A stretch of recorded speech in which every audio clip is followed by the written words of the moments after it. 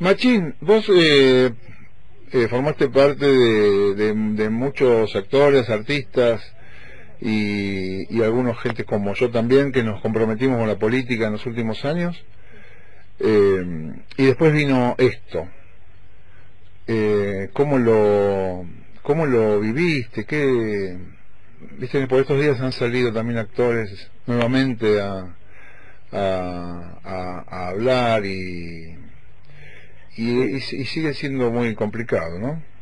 Sí, sí, creo que estamos viviendo una época muy difícil, que no pensábamos que este cambio de color político iba a ser tan en detrimento de una gran mayoría de la sociedad, una gran parte de la sociedad. Si bien es sabido, y yo no tengo ningún problema en decirlo, lo que creíamos en una importante cantidad de proyectos y decisiones del gobierno anterior, entendíamos que el gobierno que venía iba a hacer cambios estructurales. Yo nunca pensé que iban a ser tan fuertemente atacando a un sector de la población, sobre todo al sector trabajador, asalariado, dependiente del Estado.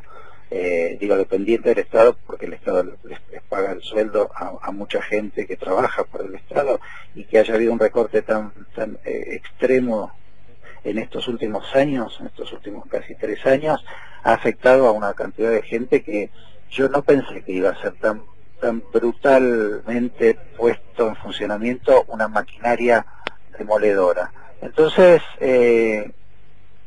yo por momentos siento que estoy como un poco knockout, ¿no? Como que han golpeado tan fuerte que cuesta volver a pararse y centrarse y decir, bueno, estamos enteros, defendamos lo que siempre defendimos. Me cuesta porque siento que el puñetazo llegó a una cantidad de gente en la que me siento incluida. Claro. Día a día uno escucha noticias que son tan poco gratas, y más allá de que uno trabaje, porque vos decías antes eso, que yo trabajo mucho. Sí, yo trabajo mucho, trabajé mucho desde siempre, desde que tengo 16 años, pero trabajar mucho no significa estar bien, y que a uno no le afecte el que no está trabajando. Hay muchos colegas míos que están sin trabajo porque se han cerrado muchísimas fuentes de trabajo, y nuestro sector ha sido muy golpeado muy duramente. Claro. Ya sabemos el cierre del Ministerio de Cultura, pasado Secretaría, pero también lo han hecho con otros ministerios tan importantes como Salud, ¿no? Bueno, digo, es demoledor. Entonces a veces cuesta un poco pararse y volver a hacer una lectura de lo que le pasa a la mayoría de la gente. En ese sentido me parece que también muchos actores, por lo menos yo siento que a veces no voy, por ejemplo, a programas de televisión que me invitan, o algunas notas en radio también que me invitan porque muchas de esas, por eso a la tuya dije que sí, porque sé que no es así, convierten a la nota en un show. Claro. Entonces, cuando uno expone su pensamiento, lo que quieren en realidad es armar un show en relación a lo que uno dice. Y es muy difícil hablar de lo que uno hace. Claro. El otro día vino tu compañera Nora Vieiras a verla un par de noche. Sí. Nos quedamos, bueno, tu ex compañera de 678. Sí. Nos quedamos hablando un rato, y yo le comentaba eso. Se nos hace muy difícil a los actores hablar de nuestro trabajo y hablar del lenguaje que conocemos, que es el lenguaje de actuación. Eso no implica que uno no digo, yo sigo diciendo lo que pienso en relación a lo político, en relación a lo partidario, en relación a las ideas, pero se hace difícil también defender el trabajo que uno está haciendo en momentos donde es complicado, porque la gente ha dejado de ir al teatro, ha dejado de ir al cine, ha dejado de salir a comer, ha dejado de hacer actividades que antes las hacía con regocijo y con deseo y con necesidad, pero donde primero se recorta son las necesidades menos básicas supuestamente, Claro. como son una salida o ir a un restaurante y comer en casa, Sí. y ven una película en Netflix. Ujú. Luis, buenos días, Nicolás te saluda. Hola.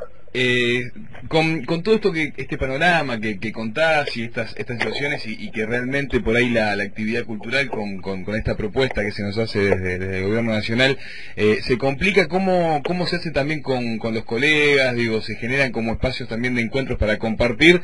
Yo lo pienso, por ahí algún paralelismo con lo que nos pasa a nosotros acá con esta radio, este espacio que se formó luego de lo que es este proceso de los últimos años, y no sé, tenemos el Café de los Patriotas desde donde funciona la radio y nos encontramos con colegas, hablamos, se genera como un espacio de contención necesario para pensar sobre cuestiones de cómo seguir ejerciendo, pero entre compañeros, ¿no? De alguna manera contenidos. ¿Vos cómo crees que está esa situación con colegas actores y demás?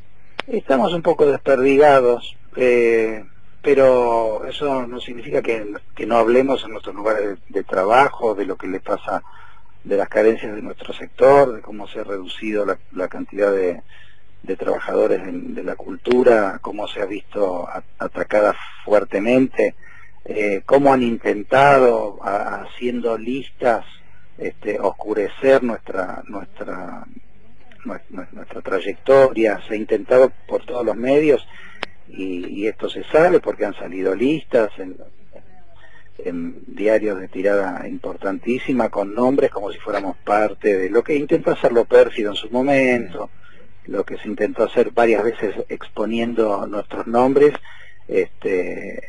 como si fuéramos una especie de lista negra. Pero nuestra actividad, nosotros nos conocemos mucho, sabemos quiénes somos cada uno, sabemos los lugares que ocupamos, y en ese sentido, bueno, a veces esta, insisto, lo que decía Carlos, es un momento donde la actividad nuestra está muy reducida. Son muy pocos los lugares que siguen produciendo ficción. Antes teníamos un proyecto, lo que fue televisión digital abierta, y todos los concursos que se hacían para producir televisión, y los canales que había, que eran muchísimos, y la posibilidad de expresarse y de mantener una actividad tan difícil como es la actividad audiovisual, había muchísimo, y ahora no lo hay. Entonces sí, muchas veces muchos colegas hablamos, no es que hay un lugar donde nos juntemos, digo, se va haciendo, la Asociación Argentina de Actores sigue siendo un lugar de enorme resistencia, y también de planteo de necesidad de fuentes de trabajo. Es una entidad, la Asociación Argentina de Actores es un sindicato bastante fuerte y que intenta defender las fuentes de trabajo, y es un lugar que propone permanentemente un espacio de discusión y abierto para el que quiera ir. Es un poco así. Es un momento muy difícil. No hace falta que yo lo diga.